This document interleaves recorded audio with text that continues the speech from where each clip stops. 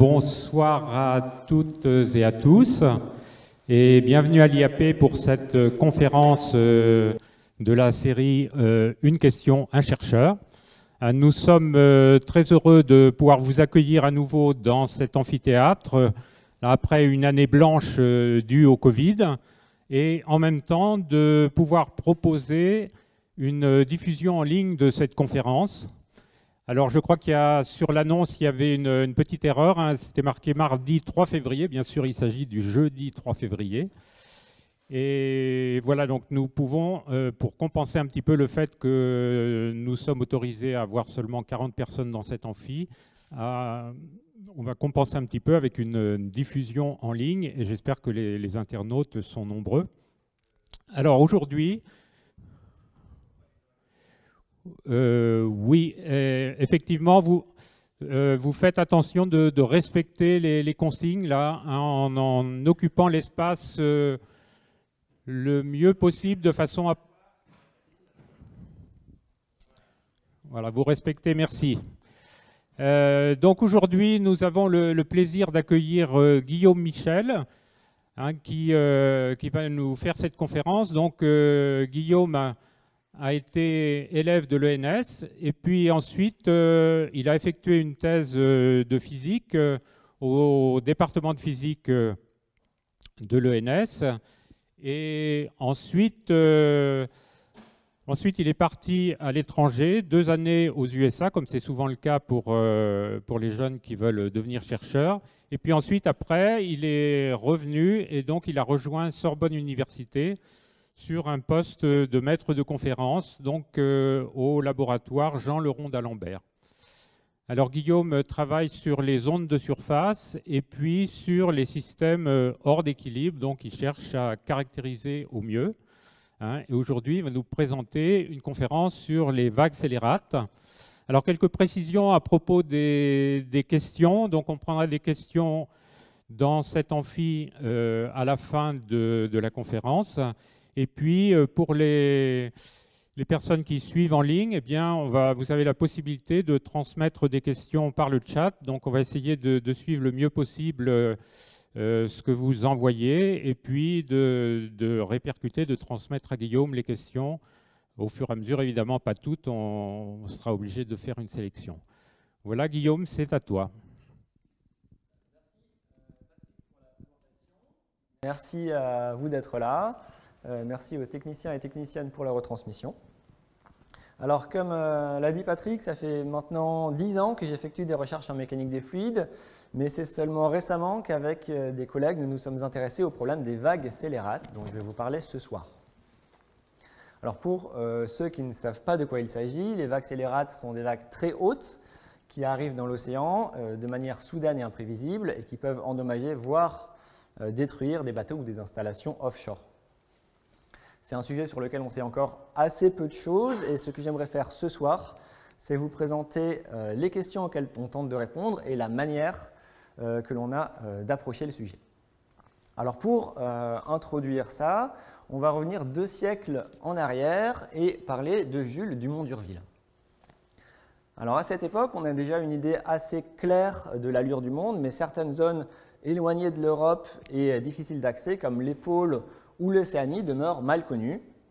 Et pour y remédier, on organise des missions d'exploration scientifique dont le but est de cartographier ces zones.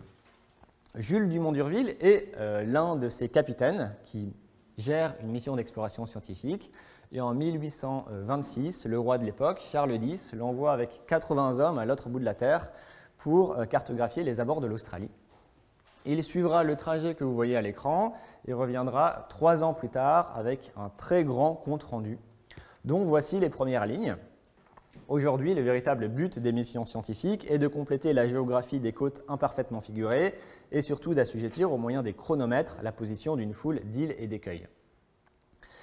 Alors, en effet, quand vous voyez son compte-rendu, il s'agit d'une succession de coordonnées d'îles en mer et il parle de chronomètre car c'était l'outil utilisé pour déterminer leur localisation. En effet, si vous êtes perdu en mer, vous pouvez assez facilement trouver votre coordonnée nord-sud, la latitude, en attendant que le soleil soit au plus haut dans le ciel et en mesurant l'angle qu'il fait avec l'horizon. Par contre, pour la longitude, coordonnées est-ouest, c'est beaucoup plus difficile et il est nécessaire de savoir à quelle heure précisément le Soleil est au plus haut, d'où l'utilisation des chronomètres. Alors, je vous parle de ce voyage, car alors qu'il est au sud du cap de Bonne-Espérance, durant le trajet aller, Jules Dumont d'Urville et ses marins à bord du bateau l'Astrolabe se trouvent pris dans une tempête intense qu'il décrit élégamment dans son journal de bord à l'entrée du 29 août. « Jamais je n'avais vu une mer aussi monstrueuse, je ne croyais pas même qu'en aucune circonstance l'équilibre des eaux pût être renversé à ce point. » Il va plus loin et donne des informations sur les vagues les plus hautes qu'il a rencontrées, parlant de lames formant de vraies montagnes qui atteignaient au moins 80 à 100 pieds de hauteur, ce qui correspond à une trentaine de mètres entre le creux et la crête de la bosse, ce qui est la taille approximative d'un immeuble de 10 étages. Si vous vous imaginez en mer face à de tels monstres, ça a de quoi effrayer. Il n'y aura heureusement aucun dommage, mais ce récit va causer beaucoup de tort à Dumont d'Urville, car revenu en France, il va le partager et va être considéré comme totalement invraisemblable par de nombreux scientifiques de l'époque, l'un d'entre eux étant François Arago, que vous connaissez, car vous êtes ici à l'Institut d'astrophysique de Paris, situé boulevard Arago. François Arago était un très connu astronome et physicien qui a notamment dirigé l'Observatoire de Paris. Alors, je vous parle de François Arago, car l'une de ses missions était de donner des instructions aux marins qui partaient en voyage d'exploration scientifique, et notamment à Dumont d'Urville et à ses successeurs. Et aux successeurs de Dumont d'Urville, qui vont partir dans un bateau appelé l'Abonite, il écrit les lignes suivantes. Vous serez probablement bien surpris si nous vous avertissons qu'aucun de vos devanciers n'a résolu d'une manière complète les questions suivantes. Quelle est la plus grande hauteur des vagues pendant les tempêtes? Quelle est leur plus grande dimension transversale? Quelle est leur vitesse de propagation? Et il continue. La hauteur, on s'est contenté de l'estimer. Or, pour montrer combien de telles évaluations peuvent être en erreur, combien sur un pareil sujet l'imagination exerce d'influence, nous dirons que des marins également dignes de confiance ont donné pour la plus grande hauteur des vagues les uns 5 mètres, les autres 33. Le 33, vous l'avez compris, est une référence directe à Dumont d'Urville.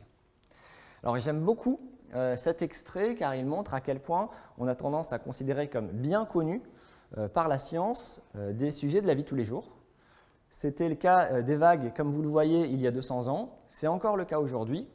Et pourtant, les questions que mentionne François Arago ici sont encore, pour la majorité, mal connues scientifiquement. Et la raison fondamentale, peut-être la raison principale, est un souci de mesure. Il est en effet très difficile de mesurer des vagues en mer. Essayez d'imaginer par exemple Jules Dumont d'Urville à bord de son bateau en essayant de faire une hauteur de vague. Comment est-ce qu'il a fait ça? Il était pris dans une tempête intense, son bateau bougeait dans tous les sens. Il a vu une grande vague en face de lui qui a duré quelques secondes. Et pendant ce temps-là, il a essayé d'estimer à vue l'angle entre le creux et la crête de la vague et la distance le séparant de cette vague pour ensuite, à l'aide d'un calcul de trigonométrie, en déduire la hauteur de vague. Vous imaginez bien que c'est une mesure très difficile à faire et très approximative. Et si vous me demandez s'il a oui ou non rencontré des vagues de 30 mètres de haut, je serai incapable de vous répondre. Ce problème de la mesure va durer plus d'un siècle, durant lequel les récits de marins vont se succéder. Il va y avoir de plus en plus d'indications que ces vagues énormes existent réellement, et les scientifiques vont se poser la question de leur prédiction. Mais faute de mesures fiables, le sujet va être difficilement abordable. Ce problème va être levé, au moins partiellement, à la fin du XXe siècle, avec l'avènement des plateformes offshore. Même si c'est un peu surprenant, vous voyez ici la plateforme de Draupner, qui est celle la plus connue dans le milieu des vaccélérates. Elle est située en mer du Nord, est constituée de 2 bâtiments, je vais vous parler de celui de gauche, et sert à contrôler un gazoduc qui passe en dessous, et pas du tout à forer du pétrole. Alors on avance dans le temps et nous sommes maintenant à l'automne 1994. Des travaux ont lieu sur cette plateforme de gauche, au niveau du pont, et pour cela, des échafaudages sont mis en place qui arrivent à peu près au niveau des piliers jaunes que vous voyez sur cette photo, si vous le voyez. les échafaudages étant tout de même 20 mètres au-dessus du niveau de la mer. On réalise à la fin de l'automne que les travaux prennent du retard, il faut les mettre en pause pendant l'hiver, et se pose la question de qu'est-ce qu'on fait de ces échafaudages, est-ce qu'on les conserve ou pas. Le responsable de la station fait un petit calcul, il évalue que d'après ses prédictions, une vague n'atteindrait ce niveau qu'une fois tous les 10 000 ans, et ils sont donc conservés, laissés en place. Et évidemment, si je vous parle de ça, c'est que le 1er janvier 1995, une vague les atteint largement et vient mettre en défaut cette prédiction. La chance, c'est qu'il y avait, durant cette vague, au niveau de cette station, un capteur qui permettait d'enregistrer le niveau d'eau en fonction du temps. Et on a donc une preuve que cette vague est bel et bien arrivée. Vous voyez ici le relevé en question avec la hauteur d'eau en fonction du temps.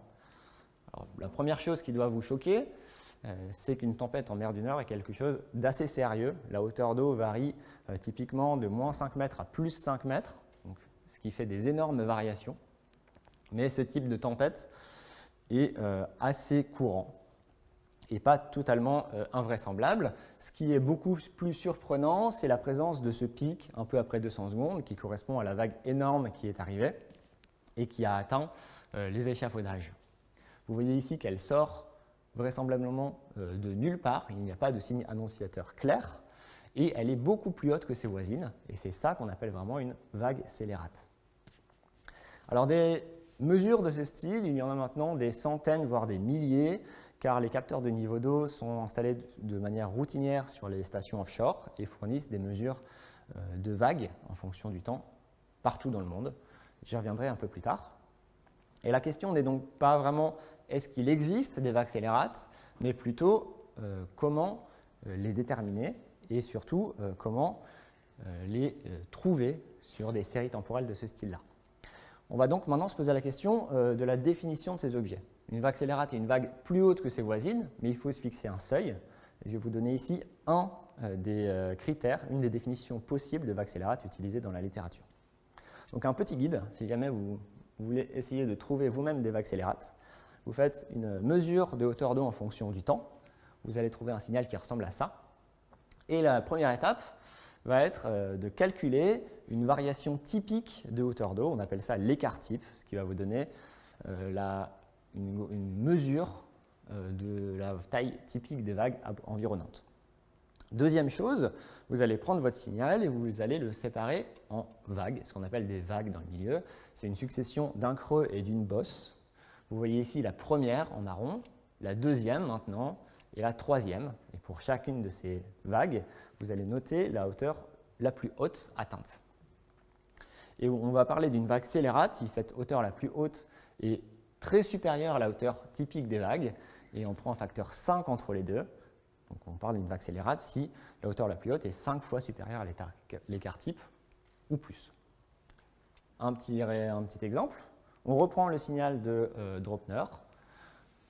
À partir de cette série temporelle, on peut en déduire le seuil à 5 sigma qui est de 14 mètres. Et vous constatez qu'aucune vague n'atteint ce niveau, sauf le pic extrêmement haut, à peu après 200 secondes, qui atteint presque 20 mètres et donc dépasse largement ce seuil. Il s'agit donc bien d'une vague scélérate. Donc maintenant, on sait définir une vague scélérate, les reconnaître. Quelles sont les questions auxquelles on tente de répondre? Il y en a deux. La première est très pratique. Imaginez demain que vous allez vous embarquer sur un trajet en mer de plusieurs jours. Comment le prévoir? Vous allez regarder les prévisions météo pour connaître vos conditions de trajet, donc notamment celles que vous voyez le soir à la télé avec les températures, le vent et les précipitations, mais pas seulement. Vous allez aussi aller chercher ce type de carte qui est une prévision de la météo en mer et qui donne une information sur la direction des vagues, c'est les flèches, et la hauteur typique des vagues, c'est le code couleur. Donc ça, c'est la carte météo, par exemple, pour demain midi, si vous choisissez d'aller faire un tour en mer.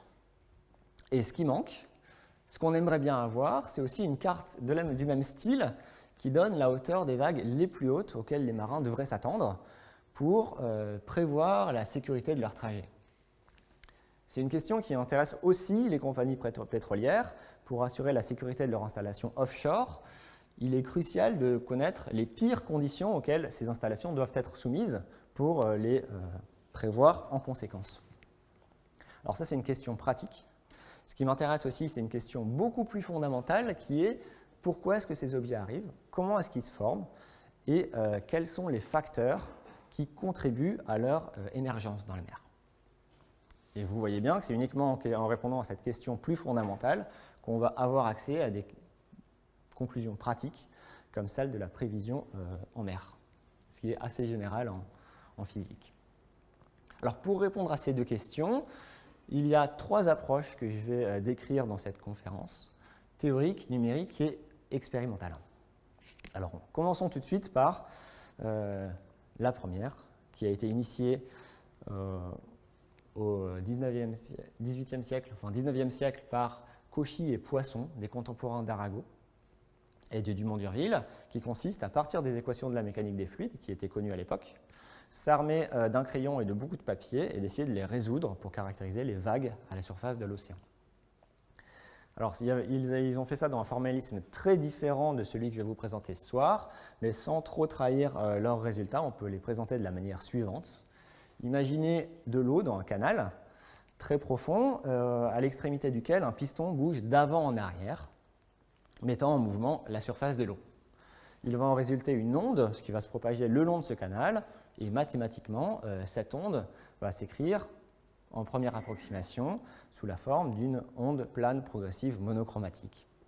C'est une onde dont la surface, l'élévation de surface est A, qui dépend de la position et du temps, et le produit d'une amplitude A en mètres par une fonction trigonométrique, qui va avoir une certaine période temporelle liée à la période du piston et une période spatiale, la longueur d'onde, les deux étant reliés par la relation de dispersion qui a été trouvée par Cauchy et Poisson.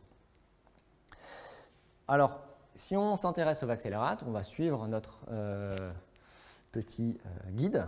On va prendre la hauteur d'eau en 1 point, disons état égal à 0, la tracer, chercher l'écart type, A sur racine de 2, et pour chacune des vagues, trouver le point le plus haut, qui ici vaut A, quand le cosinus vaut 1, et cette hauteur la plus haute est toujours égale à environ 1,4 fois l'écart type. On n'a donc pas de vague accélérate. Ce n'est pas surprenant, ici toutes les vagues sont les mêmes. Donc il n'y en a aucune qui est beaucoup plus grande que les voisines, il n'y a aucune raison d'avoir une vague accélérate. Alors il se trouve qu'on sait qu'il est nécessaire d'avoir plusieurs ondes pour observer des vagues accélérates. Et on va donc un peu complexifier ce modèle en considérant non pas une onde, mais plusieurs ondes. Premier test, on va chercher maintenant deux ondes qui vont se rencontrer, l'une venant de la gauche, l'autre venant de la droite, toujours dans ce canal, et on va regarder la hauteur d'eau en un point donné, disons x égale à 0. Ici, pour simplifier, j'ai pris deux ondes de même amplitude A. La hauteur d'eau s'écrit donc comme la somme de ces deux cosinus multipliés par l'amplitude A, qu'on peut tracer de la manière suivante. J'ai tracé indépendamment les deux termes, et par la suite, on va supposer que ces deux ondes simplement s'ajoutent lorsqu'elles se rencontrent, et on va donc s'intéresser à tracer la somme de ces deux courbes, qui est la courbe en noir, qui présente des zones beaucoup plus hautes et des vagues beaucoup plus faibles. C'est le phénomène d'interférence. De la même manière, on peut se demander est-ce que cette vague beaucoup plus haute que ses voisines est une vague accélérate. On va calculer l'écart type qui vaut A, le point le plus haut qui est atteint lorsque les deux cosinus valent 1 et qui vaut 2A, et qui reste donc égal à 2 fois l'écart type. C'est donc toujours pas une vague accélérate. Cependant, on s'en rapproche progressivement, on est passé de 1,4 à 2. On va voir si en rajoutant des ondes petit à petit, on arrive à avoir des vagues de plus en plus hautes, voire une vague accélérate. Prochain modèle, on s'intéresse à beaucoup plus de vagues. J'en ai pris une, deux, maintenant on va en prendre 1000. Et on va généraliser cette approche en écrivant la hauteur d'eau en 1 point comme la somme de grand N vagues, avec une certaine amplitude AN qui va être aléatoire, et une période T qui va être elle aussi aléatoire. Et j'ai pris ces paramètres, les amplitudes et les périodes, pour reproduire qualitativement les conditions météo qu'il y avait à Draupner pour le transparent précédent. Donc j'ai laissé tourner ça sur mon ordinateur pendant quelques heures, et en quelques heures, j'ai obtenu ce signal-là pendant 40 ans, donc l'équivalent de 40 ans de tempête non-stop sur mon ordinateur. Donc, voici les premières secondes de ce signal, les premières minutes. Vous voyez la hauteur d'eau qui varie comme observé expérimentalement entre plus 5 mètres et moins 5 mètres typiquement, avec un seuil de vague scélérate qu'on peut calculer à partir de l'écart type de ce signal qui est à 18 mètres. Ici, aucune vague ne dépasse les 18 mètres, on n'a donc bien que des vagues ordinaires. Alors à partir de 40 ans de signal, on peut chercher le point le plus haut. C'est ce que j'ai fait. Et le point le plus haut arrive à peu près au milieu de l'échantillon, à 20 ans, et est extrêmement haut. Vous voyez qu'ici, qu'il atteint les 22 mètres, bien au-dessus du seuil qu'on s'est donné. Et c'est donc bien ici une vague scélérate qui est très supérieure à ses voisines, qui semble arriver comme celle du Dropner sans signe annonciateur particulier, et qui pourrait être dangereuse si elle arrivait en vrai. Donc on est content à ce niveau-là parce qu'on a vraiment un modèle qui permet de créer des vagues scélérates d'une manière simple, simplement en superposant des ondes qui viennent de toutes les directions et en regardant ce qui se passe. Et la prochaine étape va être d'essayer, à partir de ce modèle, d'en prédire les probabilités. Pour cela, je vais vous introduire une notion qui s'appelle la densité de probabilité. Alors, on souhaite créer une figure, compiler dans une figure toutes les différentes amplitudes des vagues qui ont été mesurées pendant 40 ans de signal. Et pour cela, on va créer un histogramme avec des colonnes qui vont faire, pour mon exemple, 0,2 de large, où on va compiler toutes les données de la hauteur des vagues. Alors plutôt que la hauteur des vagues, c'est plutôt la hauteur divisée par l'écart type qui va être intéressant, ce qui compare la hauteur d'une vague à celle de ses voisines.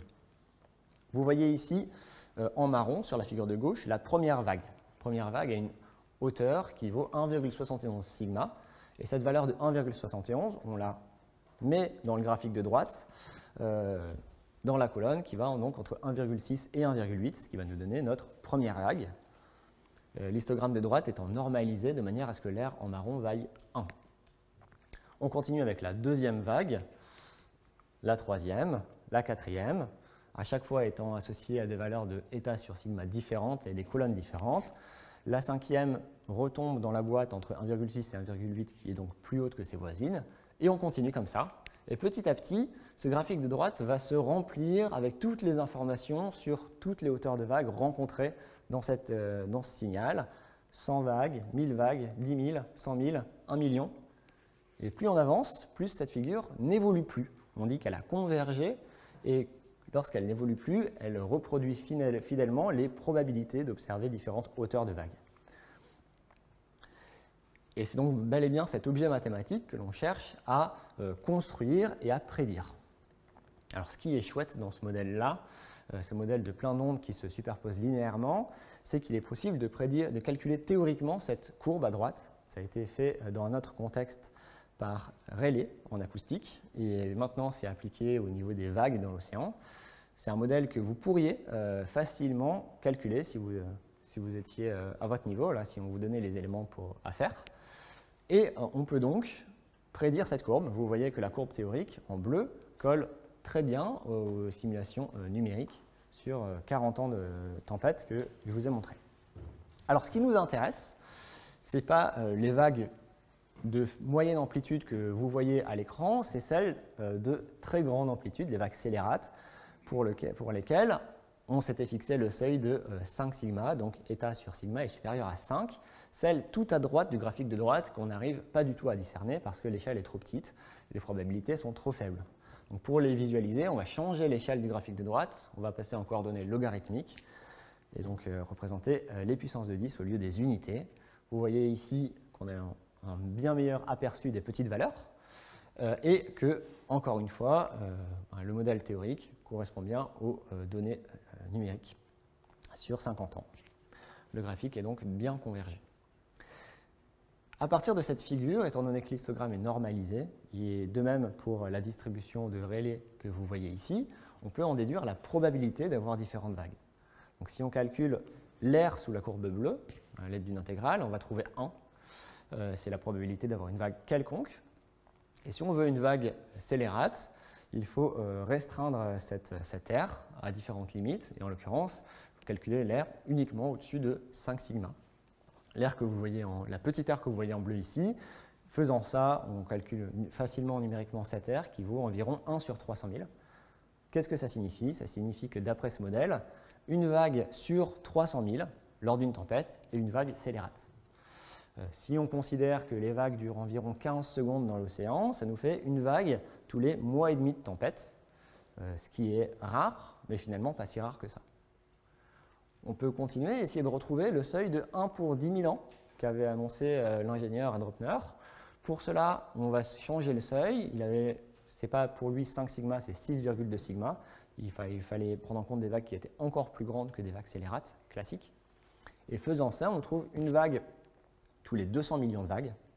Une vague scélérate énorme tous les 200 millions de vagues, ce qui correspond à une vague de Dropner tous les 100 ans. Sachant qu'il y a un jour de tempête intense tous les 100 jours de beau temps, typiquement, ça nous donne une vague de Dropner tous les 10 000 ans. C'est le critère qui avait été annoncé. Alors, fort de ce résultat, a priori, on peut s'arrêter là, parce qu'on a un modèle qui, d'une part, répond aux questions « Pourquoi est-ce que les vagues scélérates se forment ?» Eh bien, dans ce modèle-là, c'est simplement des interférences constructives en un point, c'est-à-dire qu'à un instant donné, à un moment donné, toutes les ondes qui traversent l'océan vont être aussi associées par chance ou par malchance à une crête et vont s'ajouter pour faire une vague très grande. D'autre part, ce modèle permet de répondre à la question comment on prédit les vagues. Ici, on a vu qu'on arrivait à les prédire, quelle que soit leur amplitude.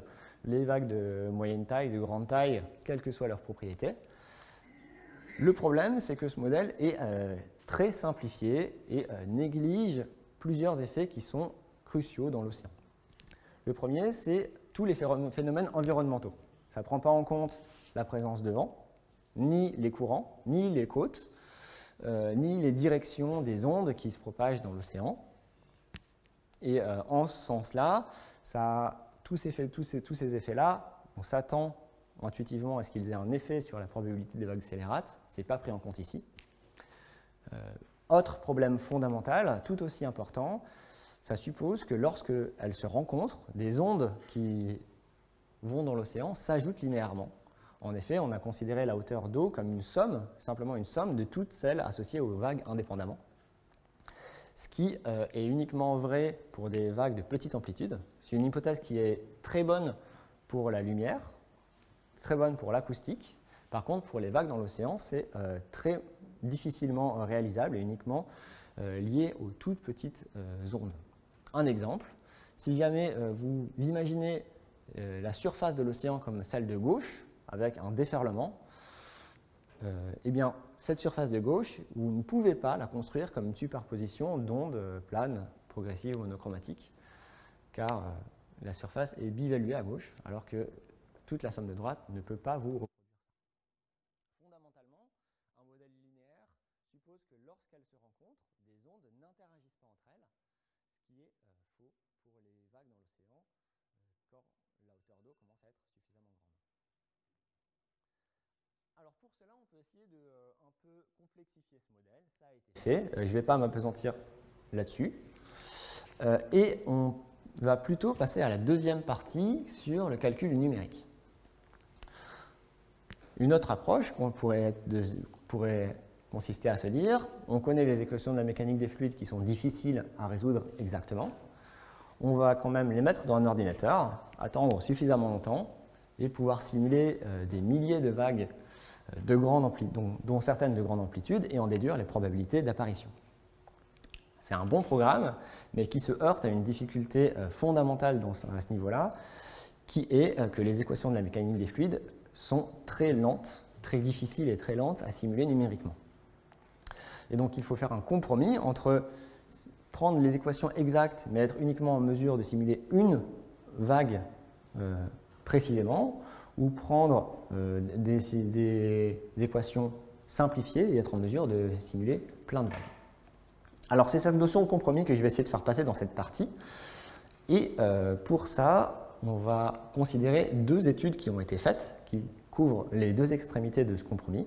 Les deux datent de moins d'1 an et correspondent à ce qui se fait de mieux dans le domaine en mécanique des fluides.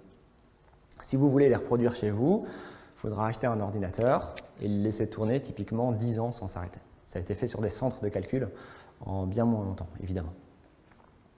Alors la première s'intéresse à un modèle, cherche à modéliser énormément de vagues, des millions de vagues, et a donc pris des équations simplifiées de la mécanique des fluides. Vous voyez ici un état de l'océan qui a été modélisé par ces auteurs, qui ont laissé tourner ça plusieurs semaines, et si jamais vous cherchez dans leur papier, qu'est-ce que vous allez trouver? Dans une première partie, vous allez trouver une explication des équations utilisées et du code numérique qui est implémenté dans les machines pour les faire tourner. Et dans une deuxième partie, vous allez trouver une figure qui va vous parler tout de suite maintenant, qui est celle-ci, avec une distribution de probabilité qui décrit les hauteurs, la probabilité des hauteurs de crête en fonction de leur amplitude. L'histogramme bleu va être les données numériques et les traits pleins, les différents modèles théoriques associés. Je ne vais pas m'appesantir sur cette figure, on y reviendra un peu plus tard dans un autre contexte. C'est simplement pour un peu démystifier l'intérieur d'un article de recherche. Donc ces figures-là, si jamais vous ouvrez cet article, vous êtes capable de comprendre certaines figures sans problème. L'autre chose intéressante qu'ont fait ces auteurs est que toutes les vagues scélérates qui ont été mesurées ont été enregistrées, ils ont pu en prédire la forme moyenne. Donc la forme moyenne de toutes les vagues scélérates qu'ils ont enregistrées est la suivante. Vous voyez le maillage numérique qui apparaît à l'écran et les couleurs qui correspondent à la hauteur d'élévation de surface. C'est une figure qui est à comparer à une photo d'une vague scélérate ou d'une grande vague qu'on peut trouver dans l'océan. Vous voyez qu'il y a des différences notables, notamment le modèle numérique qui a été ici implémenté ne peut rendre compte ni des déferlements, c'est-à-dire des rouleaux typiquement, ni des pentes très raides qui apparaissent lorsque ces objets sont rencontrés dans la nature. Et donc c'est une limite et on peut se demander à quel point est-ce que ces modèles permettent de modéliser finement ces objets. Alors évidemment, ce n'est pas une critique pour cette étude, elle est très importante, elle est d'ailleurs très bien.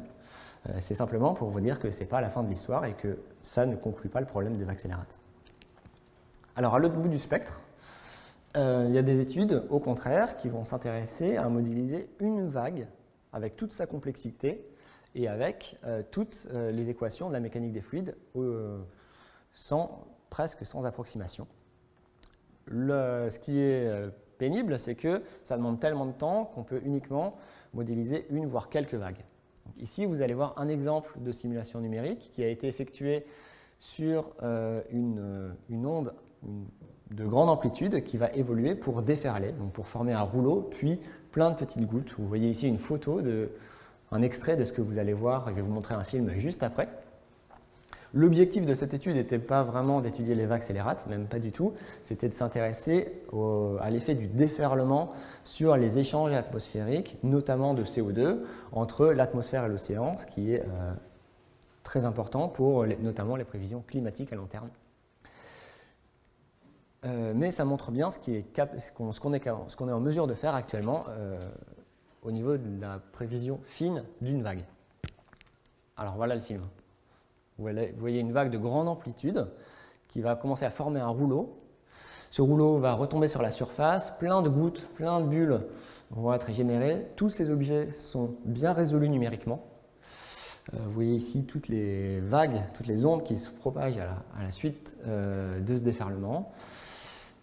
Et vous allez même voir des petits cercles qui apparaissent à la fin, qui sont les bulles d'air qui sont emprisonnées dans l'eau, qui remontent à la surface et font des petits jets. Et la surface reprend son calme. Donc juste ça, c'est extrêmement compliqué à reproduire numériquement. C'est cette notion donc, que je voulais vous faire passer avec ce compromis.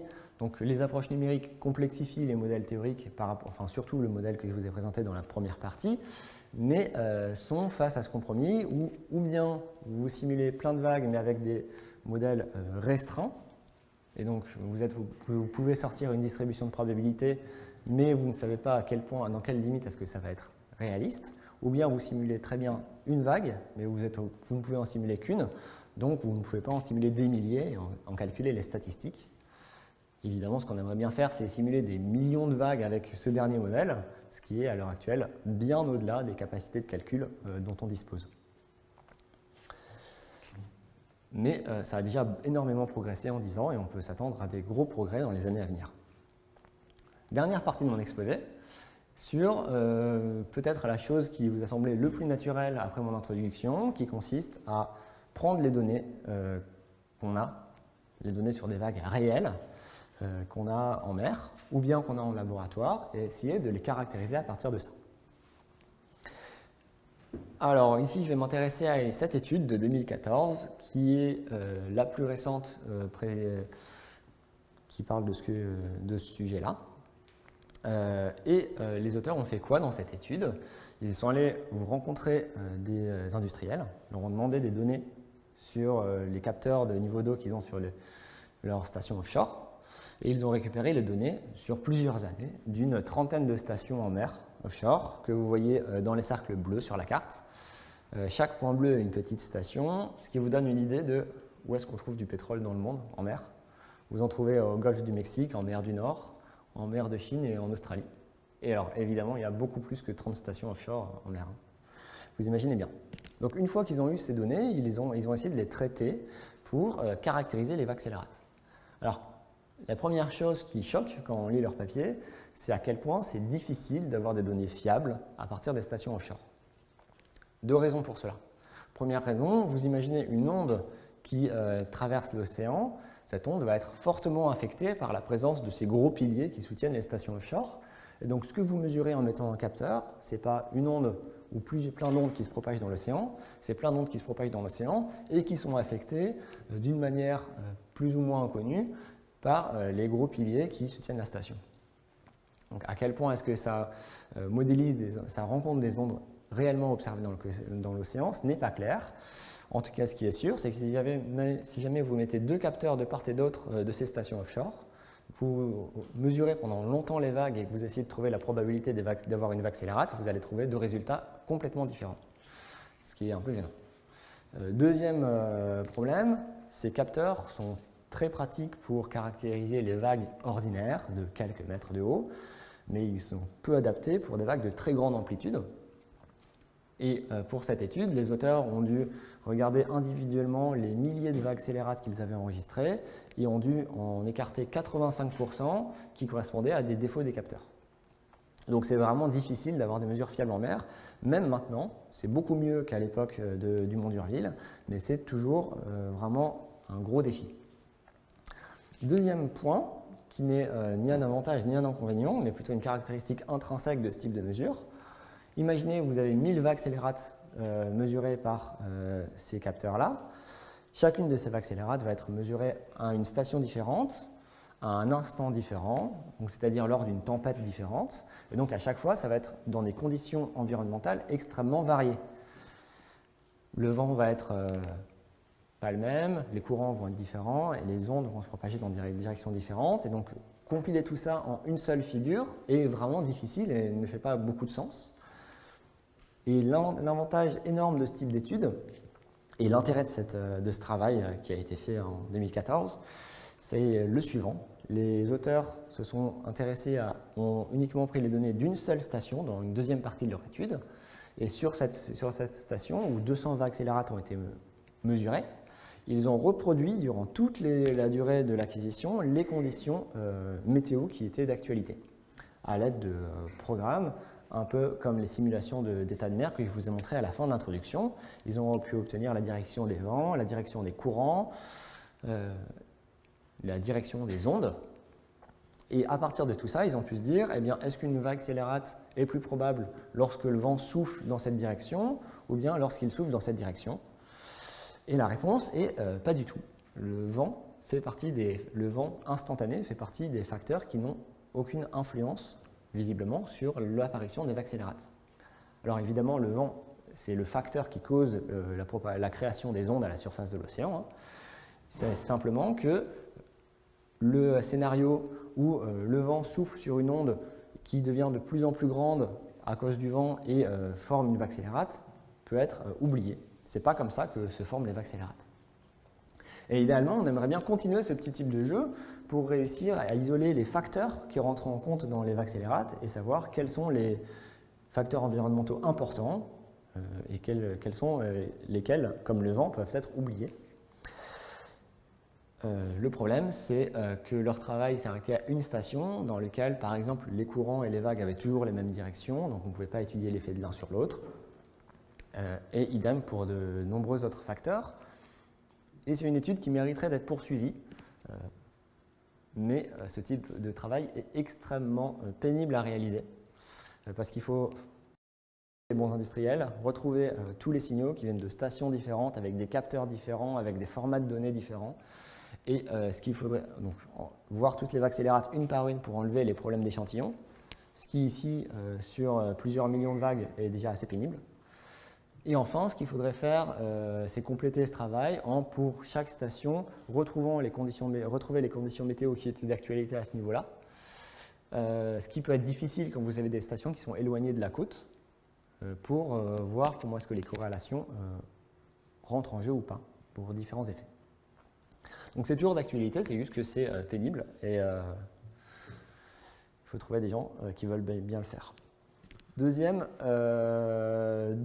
approche, qui est celle que je suis avec des collègues, qui va consister à essayer de reproduire des états de mer simplifiés en laboratoire. Alors ici, on a utilisé donc l'objectif est, pour avoir des mesures fiables, d'essayer de reproduire en laboratoire des états de mer simplifiés où tous les effets inconnus comme les courants, comme le vent, comme la direction des vagues vont être absents. Et on va pouvoir mesurer, comparer dans un système simple, les prédictions théoriques à des données expérimentales avec des vagues qui n'ont aucune approximation, étant des vagues réelles. Donc pour cela, on fait des expériences dans le bassin à houles de l'école centrale de Nantes, qui est représenté ici en schéma et en photo. C'est un bassin qui fait 40 mètres de long, 30 mètres de large, 5 mètres de haut. Et à une extrémité duquel vous avez un batteur fait de plein de petits pistons qui permet de créer des ondes dans toutes les directions et avec toutes les amplitudes que l'on veut. De l'autre côté, vous avez une plage qui amortit ces ondes et empêche leur réflexion.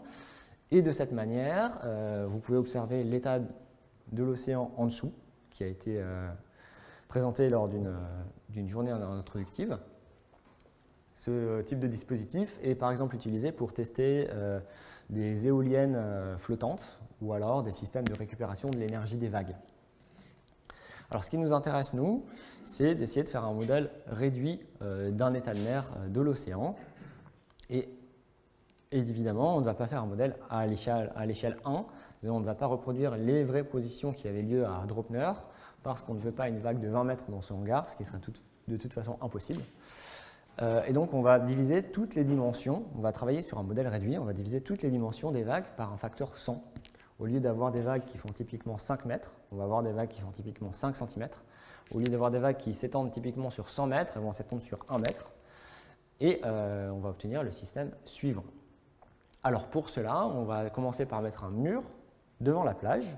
De cette manière, le batteur qui émet des ondes dans toutes les directions, ces ondes vont rencontrer différents murs et se réfléchir encore une fois dans toutes les directions et au final vont peupler tout l'espace équitablement. Donc, première chose agréable, on va avoir un état de mer qui est homogène, c'est-à-dire qu'il va avoir les mêmes propriétés en chaque point du bassin. Deuxième propriété agréable, aucune onde ne va avoir une direction privilégiée. On va avoir un état isotrope. Et dernière propriété très agréable pour faire des calculs, si vous attendez 20 minutes après que le batteur soit mis en marche, les propriétés statistiques des vagues n'évoluent plus et on a un état qui est stationnaire. Donc toutes ces hypothèses sont extrêmement pratiques pour faire des calculs, donc homogène, isotrope, stationnaire, sont clairement mises en défaut dans l'océan. L'océan n'est ni homogène, ni isotrope, ni stationnaire. Pourtant, on va modéliser ces états dans l'expérience pour voir si, dans ces conditions idéales, on arrive à prédire les vagues scélérates. Et pour cela, donc, une fois qu'on a cette mer, comment est-ce qu'on continue? On va mettre plein de capteurs dans le bassin. Les capteurs sont, par exemple, ce que vous voyez à gauche, des tiges qui vont être immergées partiellement dans l'eau et dont on va mesurer l'évolution des propriétés électriques comme la résistance ou la capacité en fonction du temps. Et ces propriétés électriques sont directement reliées à la hauteur d'eau instantanée, ce qui va nous donner la hauteur d'eau instantanée en un point de manière très précise. On a mis plein de capteurs de cette manière-là pour avoir plein de mesures. c'est toutes les croix avec un petit numéro au-dessus qui va de 1 à 23 dans le schéma en haut. Et voyons par exemple ce qu'on observe pour une de ces sondes. Donc, voici une de ces sondes. J'en ai pris une au hasard pour cette présentation. Voilà les premières secondes de la mesure, où la hauteur d'eau évolue typiquement entre plus ou moins quelques centimètres. On peut calculer l'écart type pour ce signal. On peut trouver le seuil d'apparition des vagues scélérates pour ce signal qui est de 8 cm. Et ici, aucune vague n'atteint 8 cm, on n'a pas de vague scélérate. On peut revenir un peu plus tard et regarder ce qu'on observe. Si on vient plus tard, on va observer exactement la même chose. Mais l'intérêt de cette expérience est qu'on peut la laisser tourner telle qu'elle, avec exactement la condition pendant plusieurs heures, voire plusieurs jours, pour amasser un maximum de données et voir quelles sont les vagues les plus hautes qu'on peut effectivement observer. Et c'est ce qu'on a fait. Et par exemple, pour ce capteur-là, un peu plus, si vous attendez plus longtemps, eh bien, vous allez observer cet extrait-là du signal avec une vague qui est bien au-dessus du seuil de 8 cm, qui arrive à 12 cm. Donc ça, c'est bien un exemple de vague scélérate mesurée en laboratoire. Encore une fois, il ne semble y avoir aucun signe particulier annonciateur de cette vague, et elle est beaucoup plus haute que ses voisines. Donc qu'est-ce qu'on fait avec ça? Vous le savez maintenant, on fait la même chose que dans l'introduction et que dans l'approche numérique. On va calculer la densité de probabilité de ces objets, ce qui donne la figure suivante, avec l'histogramme qui correspond aux données expérimentales et le trait vertical qui correspond au seuil à partir duquel on commence à parler de vague scélérate. Donc à droite de ce trait, on va voir la hauteur de la crête qui est supérieure à 5 sigma, donc on a bien une vague scélérate. Et les données expérimentales montrent bien des mesures de vague scélérate dans cette expérience. Deuxième chose, on a un état de mer simple. On va se demander, est-ce que dans cet état de mer simple, le modèle le plus simple possible permet de décrire ces vagues scélérates?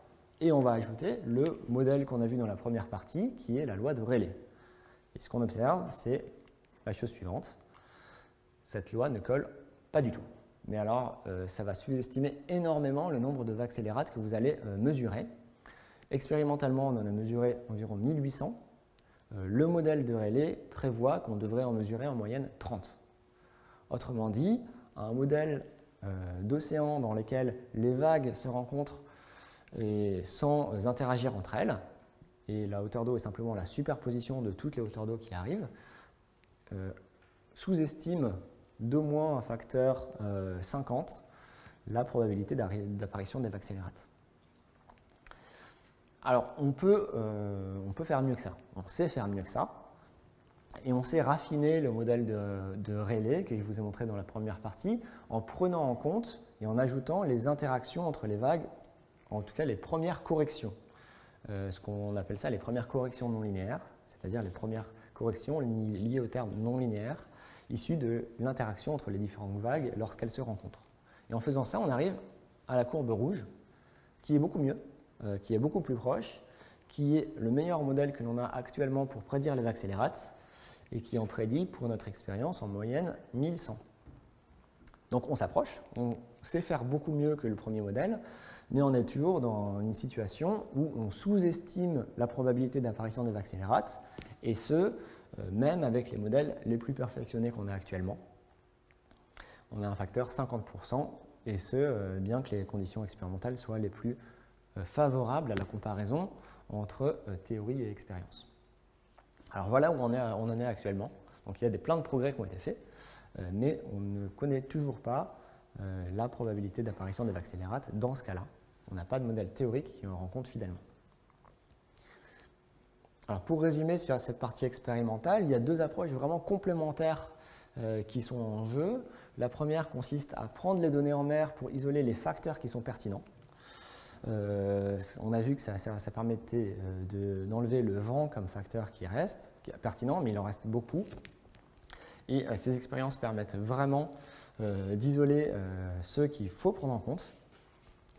Et l'idée étant qu'une fois qu'on connaît le petit nombre de paramètres qui sont importants pour les vagues scélérates, on peut reproduire en laboratoire ces états de mer complexes en ajoutant ces 2 ou 3 paramètres éventuellement qui ont été trouvés par les données en mer et les ajouter à une expérience bien plus simple à mettre en œuvre, autant au niveau expérimental qu'au niveau des mesures et qu'au niveau des statistiques pour essayer d'en déduire les probabilités réelles d'apparition des vagues scélérates. Donc voilà le programme, mais on n'y est pas encore, malheureusement. Alors, ce que j'aimerais que vous reteniez de cette présentation est les points suivants. D'une part, les vagues scélérates arrivent bel et bien en mer, elles sont observées en laboratoire. Cependant, on a des idées de leur cause, ou plutôt on sait éliminer certains facteurs qui pourraient les causer, mais on ne sait toujours pas les prédire précisément.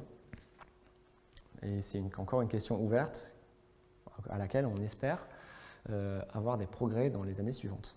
Et ces progrès peuvent venir d'où? Eh bien, d'une combinaison des différentes approches qui existent, à la fois théoriques pour rajouter différents effets dans les modèles, dans les prédictions de distribution de probabilité, comme des effets rendant compte d'interactions de plus en plus compliquées entre les vagues, l'existence de courants, etc., de simulations numériques qui, elles aussi, ont fait des progrès énormes ces 10 dernières années, en devenant de plus en plus complexes, et de données exactes, expérimentales, venant de données en mer, qu'on pourrait traiter de manière plus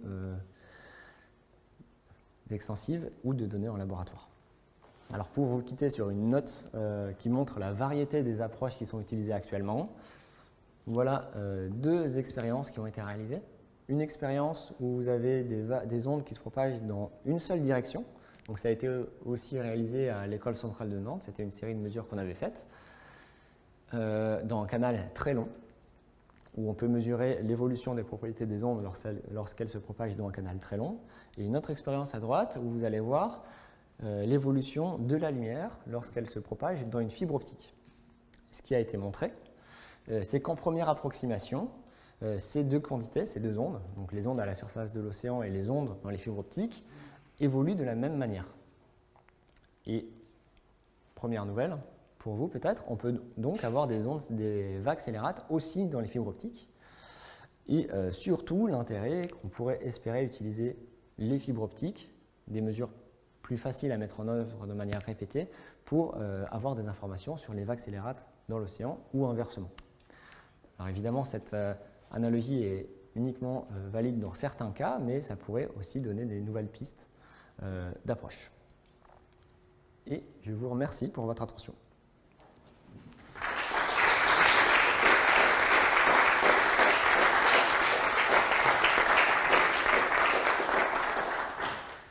Merci beaucoup pour cet exposé très clair. On va pouvoir passer maintenant à la partie questions, et peut-être d'abord une question dans la salle. Est-ce qu'il y a des questions? Lors d'un congrès de professeurs de physique-chimie, je crois, c'était à Strasbourg, il y a quelques années, on avait présenté des problèmes modélisés par des équations différentielles non linéaires, et en particulier dans le domaine de la cosmologie avec la relativité générale, les équations d'Einstein. Et comme elles ne sont pas linéaires, j'avais osé poser la question aux conférenciers de l'époque: est-ce que dans ce domaine-là, on peut envisager également l'existence de l'équivalent de vagues scélérates? Voilà. Alors c'est une très bonne question. Alors déjà, premier élément de réponse, en effet, vous avez raison, les équations aux dérivées partielles non linéaires sont celles qu'on utilise pour prédire les vagues scélérates dans les modèles qui vont au-delà du modèle de Rayleigh qui est présenté au début.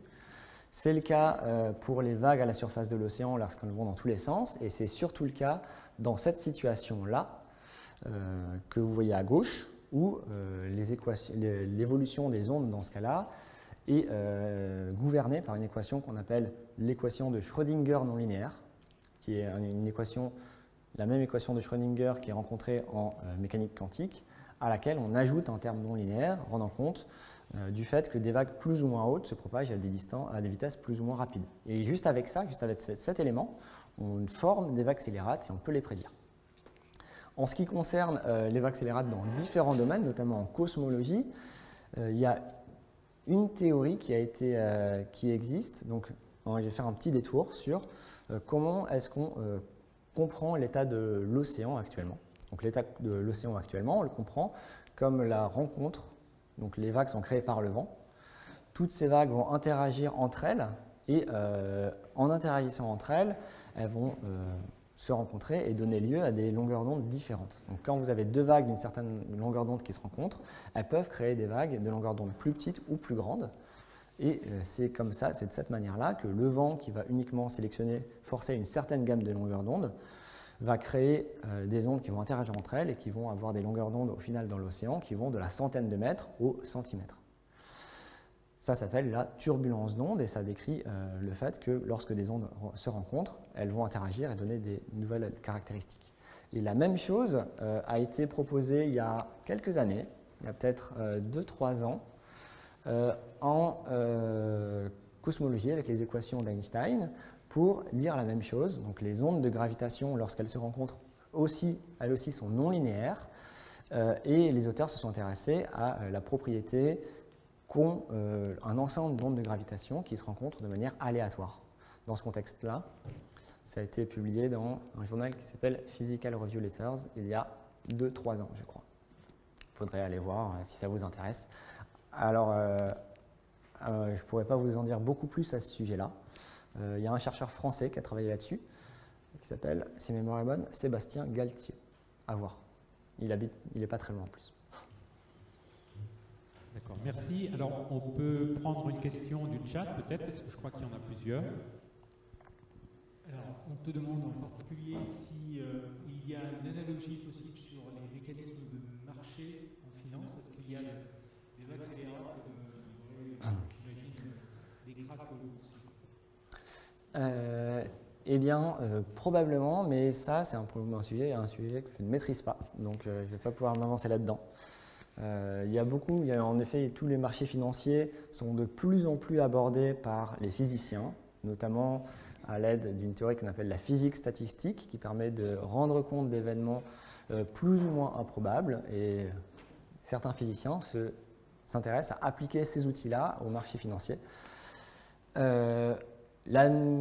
En ce qui concerne les vagues accélérates, je n'ai jamais entendu parler d'analogie directe, donc je ne pense pas qu'il y en ait directement, mais les outils utilisés pour étudier la finance sont de plus en plus tirés des outils utilisés en physique. Bien, d'autres questions dans la salle?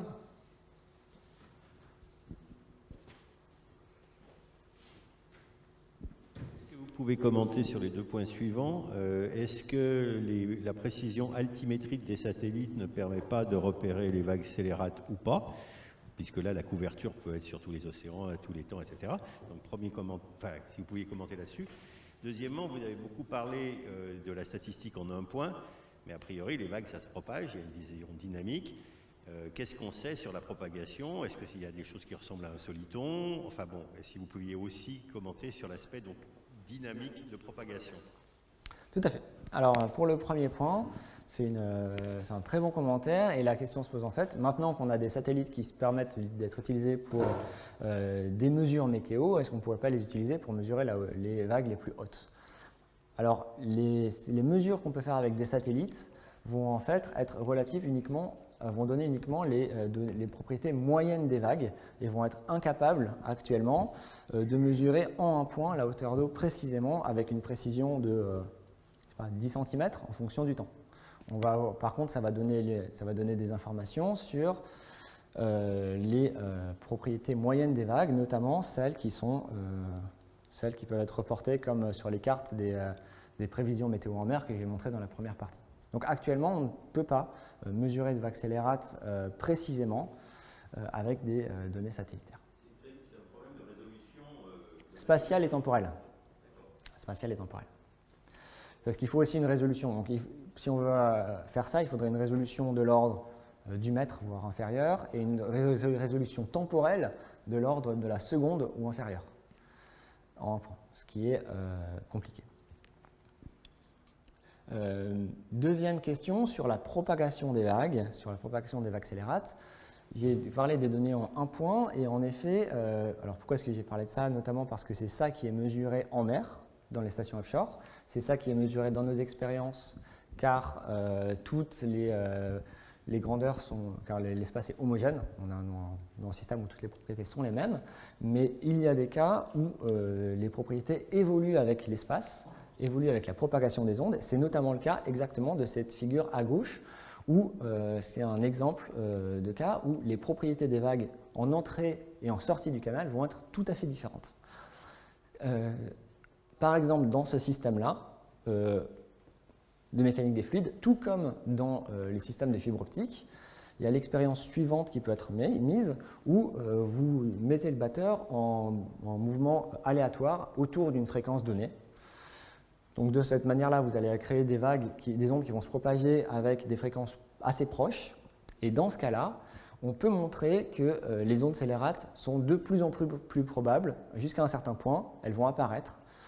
On parle d'objets qu'on appelle les solitons de Pérégrine, si ça vous parle. C'est des objets caractéristiques de cette équation de Schrödinger non linéaire dont je parlais tout à l'heure pour décrire cette expérience.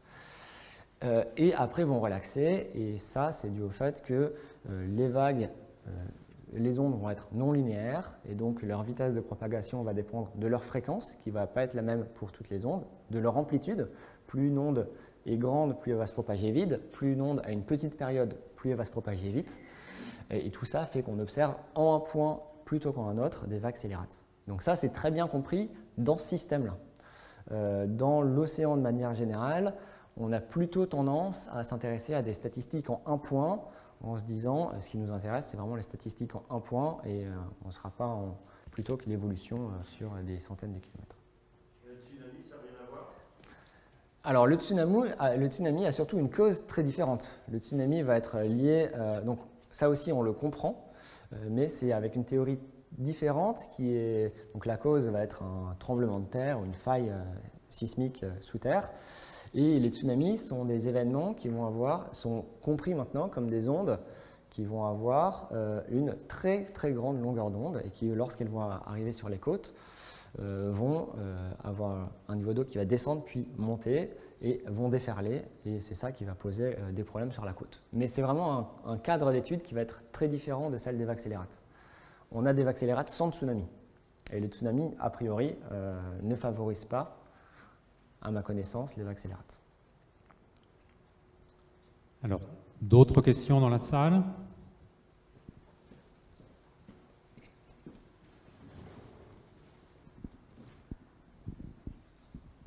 Alors ma question c'est, est-ce qu'on sait si les hypothèses simplificatrices utilisées dans le modèle du bassin sont plutôt favorables ou défavorables à l'apparition de ces vagues scélérates? Alors, eh bien, a priori, elles sont plutôt défavorables parce que les données qu'on a actuellement montrent que certains facteurs semblent favoriser l'apparition de vagues scélérates. Un des facteurs qui semble favoriser l'apparition de vagues scélérates, c'est lorsque vous avez des ondes qui se propagent dans une direction et que vous avez un courant qui vient dans l'autre sens. Ça mériterait plus d'études, mais on pense que ça favorise l'apparition des vagues scélérates. C'est notamment ce qui favorise les vagues scélérates dans certains lieux océaniques où des courants se rencontrent et des vagues se rencontrent de directions différentes. Et là, ce n'est pas le cas, parce qu'on n'a pas de courant. Donc à ce niveau-là, on pense que, à cause de l'absence de courant, on ne va pas avoir, en tout cas, on ne va pas avoir plus de vagues scélérates qu'on observerait dans l'océan. Il y a une deuxième chose sur laquelle on sait beaucoup moins de choses, c'est l'effet de la direction des ondes. Ici, on a des ondes qui se propagent dans toutes les directions. Dans l'océan, ce n'est pas le cas. Dans l'océan, les ondes ont uniquement une direction bien particulière, avec une certaine largeur, mais elles ne vont pas être isotropes. Et ça, c'est un sujet sur lequel l'influence sur l'apparition des vagues scélérates est encore inconnue. Merci. Alors, on va prendre une autre question du chat. Alors, une première question très rapide. Est-ce qu'on a enregistré un record de hauteur pour ces vagues scélérates? Alors, à ma connaissance, les vagues les plus... Alors, ce que je connais, c'est la hauteur maximale entre la crête et le creux.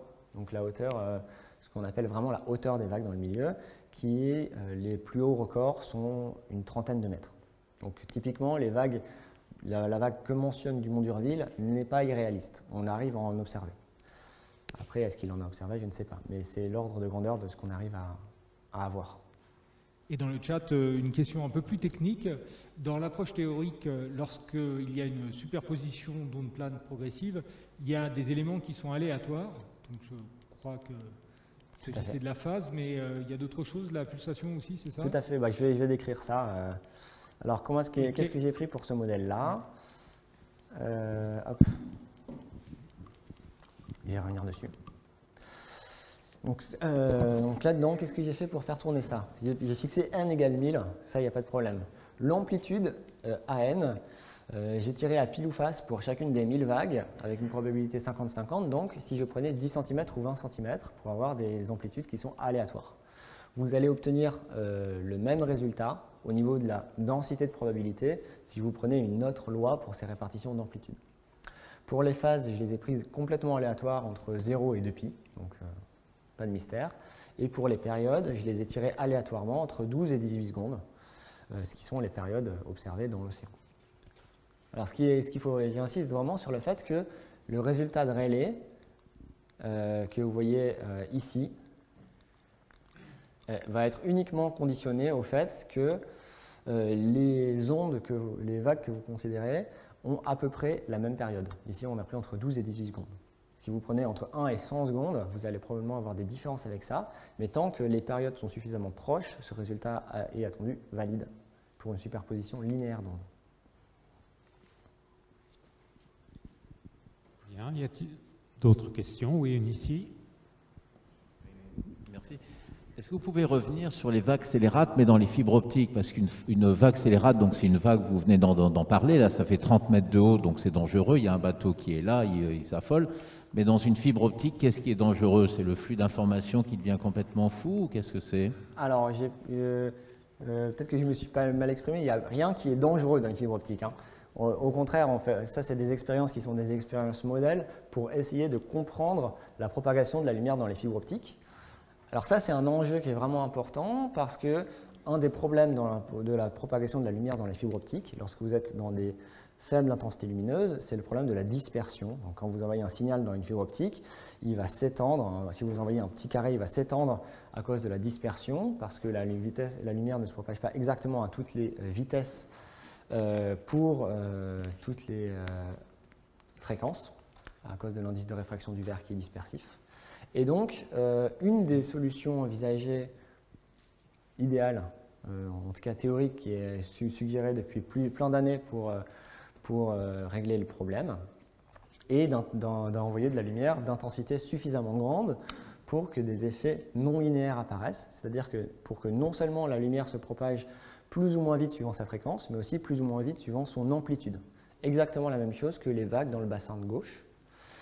Et de cette manière-là, on peut former ce qu'on appelle des solitons, exactement un vrai soliton, c'est-à-dire une forme qui se propage sans se déformer. Donc ça nécessite de comprendre la propagation de la lumière dans des fibres optiques avec des intensités lumineuses qui sont grandes. Et c'est exactement ce problème-là, en le modifiant un petit peu, qui est celui étudié à droite, où au lieu d'envoyer un soliton bien propre, on envoie un signal à peu près chaotique et on obtient des pics d'intensité lumineuse à différents endroits qui sont l'équivalent des vagues scélérates, qui n'ont pas de danger à ma connaissance dans les fibres optiques, ni pas de danger pour les matériaux par exemple, mais qui ont été mesurés et qui ont été mis en regard de cette propagation des ondes dans les bassins. Donc à la base, ça part vraiment d'une question qui est optimiser le transfert d'informations dans les fibres optiques sur des grandes distances. Et après, ça a dévié un peu et on a mis en évidence ces propriétés-là. Une dernière question.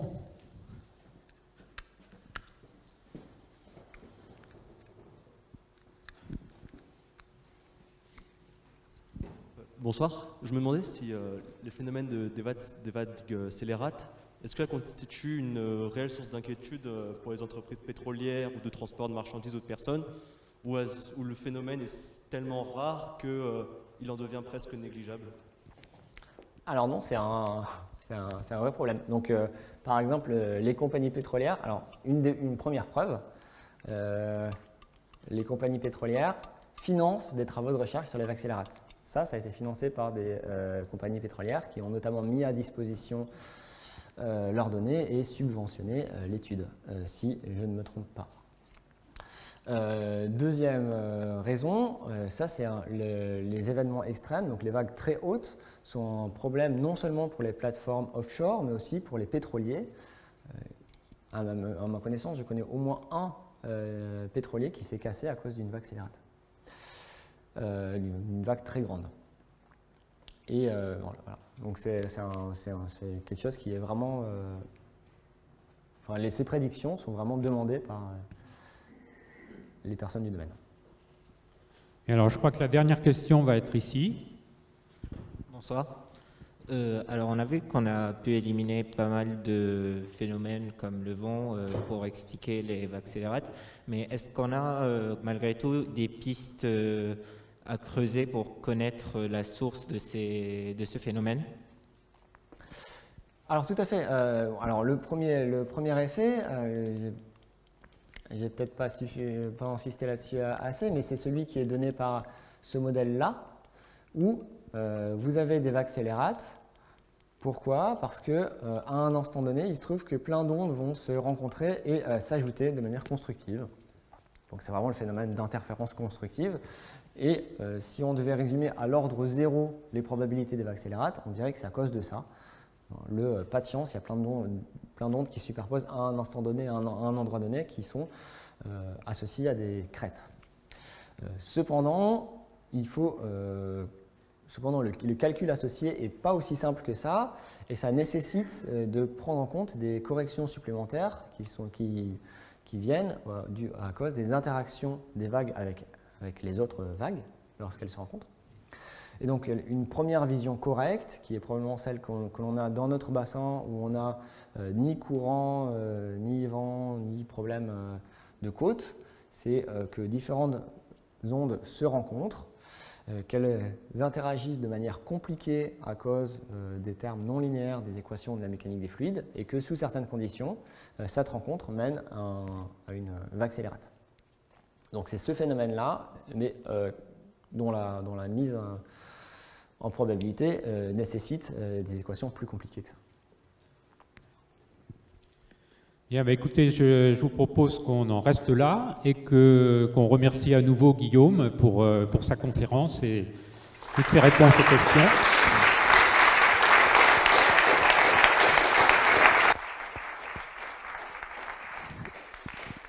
Et alors, juste avant de terminer, je voudrais faire deux petites annonces. Donc, la prochaine conférence du cycle « Une question à un chercheur » aura lieu le jeudi 10 mars à l'Institut Henri Poincaré. Et il s'agira plutôt d'une question, une chercheuse, puisque la conférence sera donnée par Elisabeth Gassia et ça portera sur les statistiques. Le titre exact est « Information, incertitude et apprentissage ». Vous trouverez tous les détails sur le site de la Société mathématique de France, où vous pouvez vous inscrire si vous êtes intéressé. Voilà. Et sinon, je voulais rappeler qu'ici, à l'Institut d'astrophysique, tous les premiers mardis de chaque mois, il y a des conférences qui sont ouvertes au public et que la prochaine aura lieu le mardi 1er mars à 19h30 et sera donnée par un chercheur de l'Institut qui s'appelle Henry McCracken et qui parlera des plus grandes structures de l'univers. Voilà, je vous remercie tous et toutes pour être venus ce soir et merci encore à Guillaume. Merci à vous.